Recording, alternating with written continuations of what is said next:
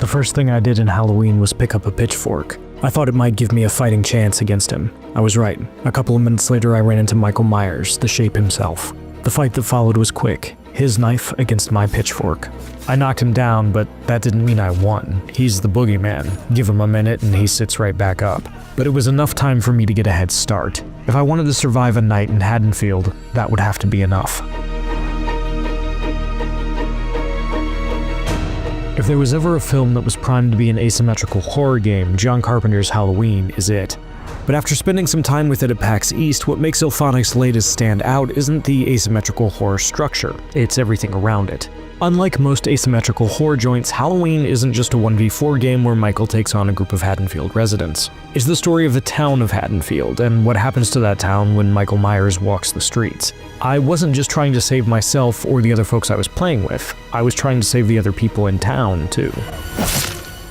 Michael's here for everyone, including you, but he's especially interested in special targets, who are named NPCs scattered throughout Haddonfield. Keeping them alive means getting to them before he does, and letting them know there's a masked killer on the loose. Conversations are claustrophobic. I can barely see what's around me. Every time I'm vulnerable, every time he might be behind me. But once I convince the person I'm speaking to that the threat is real, we can help each other. They can call the cops, I can hand them a weapon, tell them to hide, follow me, point them to any escape we've unlocked. But even then, there are no guarantees. I can't stay with them forever, but they're better off than they were. Every journey into a house is a risk. Each time, I wonder if I'll open a door to see Michael on the other side, staring at me from behind the mask. I started locking doors, turning TVs off and on depending on how much noise I'm making. I open drawers and scour the trunks of cars for anything to give me an edge, a brick, a long dart, maybe even a joint. That one's to take the edge off. Inevitably, he's there, around a corner in the house, walking towards me on the street. Sometimes the things I've done to keep me safe end up backfiring. I lock a door leading outside only to find Michael between myself and the other exit. Turn around, unlock the door I've just locked, and hope I can make it outside before he catches me. He doesn't run, but he doesn't always need to catch you.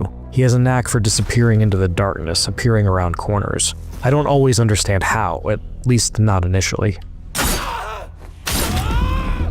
The tension ebbs and flows. I know he's not always there, and I have to navigate the town to find what I need and save who I can. But it can change in an instant. Lead designer Jordan Mathewson told me that the design of Haddonfield itself, and making the people in it, was a crucial part of the story of each match. They wanted to capture what it would feel like to be in Haddonfield when Michael was on the loose, and that meant encounters with a bunch of different people that could play out in different ways. You had to care enough about the people in Haddonfield to want to save them while realizing you might be tempted to push them into Michael to give yourself a chance to get away. I feel it every time I pick up the phone to call the cops and the camera closes in a little tighter. Every time I walk through the open front door of a house I know I've never been inside. Every time I hear a window break. Maybe he's trying to get through it. Maybe someone's jumped out of it to get away. Sound becomes a crucial part of navigating Haddonfield. What I hear tells me where to go and the places I should avoid. Perhaps Halloween's greatest success, based on what I've played so far, is that Haddonfield feels like a place that exists outside of me. Things happen in these houses when I'm not there. Mathewson told me that was intentional too. The environment had to be in-depth enough that you could create your own horror movie. Eventually, I do manage to escape, though not because I finally found the bolt cutters to unlock one of the map's built-in exits. Enough of us call the cops and they roll in with a police wagon, and everyone who's left makes their way over. My pickaxe was good enough to put Michael on the ground for a while, but these guys have guns. I wait until most everyone makes it inside the wagon and then jump in myself. I've never been so happy to see the cops in my life. Then it's my turn as Michael. I get lucky early. I'm spawned right next to another player who is too focused on something else to notice me sneaking up behind them. I pick them up by the neck and slice their throat open. One down, though I know residents can sometimes come back as a sheriff's deputy or even Dr. Loomis himself. Michael is a different beast when I was forced to adapt to. He walks slowly, and when he speeds up, you can hear the heavy breathing behind the mask. He starts with a knife, but he can acquire other things, like a pickaxe, which makes for some truly gruesome executions. The way he swings his knife is ponderous. If you want to make sure someone doesn't get away, your best bet is to grab them. Stalking his victims long enough allows him to track them even if they get away. Locked doors only slow him down.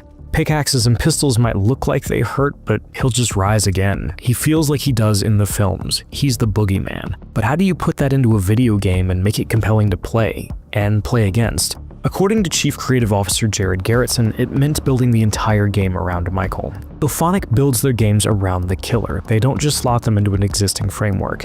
In Michael's case, that meant watching a lot of Halloween and realizing one of the core parts of Michael's identity was being able to move around in the dark. As Illfonic pitched the game to Trancas International Films, who owns the Halloween license, the pacing decisions John Carpenter made became game mechanics. Michael loves hanging out in the dark, but why? Garrettson told me that they seized on the idea that darkness allows him to move in and out of the world, and that became a core part of their pitch. Obviously, it paid off. That idea became Shape Jump, Michael's most defining and impressive ability. As long as he's in darkness or outside of a resident's line of sight, Michael can slip into the darkness, which makes him much faster, allows him to move through physical barriers like fences, and plan ambushes. If you're a citizen of Haddonfield, you might think he's behind you only to realize he's beaten you around the corner you were headed for. Shape jump is extremely powerful, but it is limited. Michael cannot shape jump in the light, and he needs to be in darkness to re-enter the physical world. Smart civilians will run from light to light, using that to their advantage, but even the smartest civilians make mistakes, and one slip-up is all Michael needs. If being a civilian is an exercise in tension, inhabiting Michael is about power. The more he stalks and kills, the stronger he becomes, and the more executions and abilities he gains access to. As a civilian, you're not defenseless, but you are prey. Here, you're the hunter, and there's a sick thrill to stalking civilians, turning off the lights at the right moment, executing the perfect shape jump ambush, and simply walking after a resident who is desperate to get away. The attention to detail here is impressive, from the sound of Michael's breathing behind the mask to executions that mirror those seen in the films. You haven't lived until you've pinned a screaming teenager to a wall with a butcher knife.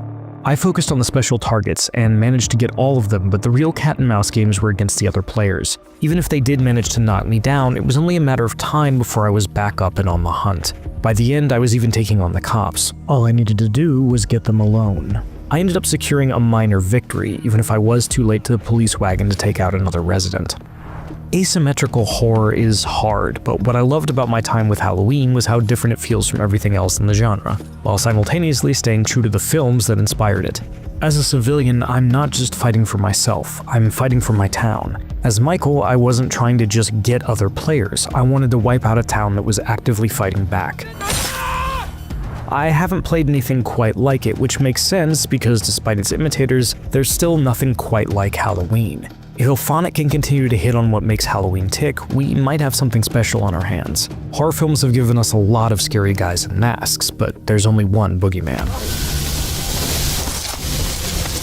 For more previews of the biggest upcoming games, check out our recent look at Saros and Outbound. And for everything else in games, keep it here at IGN.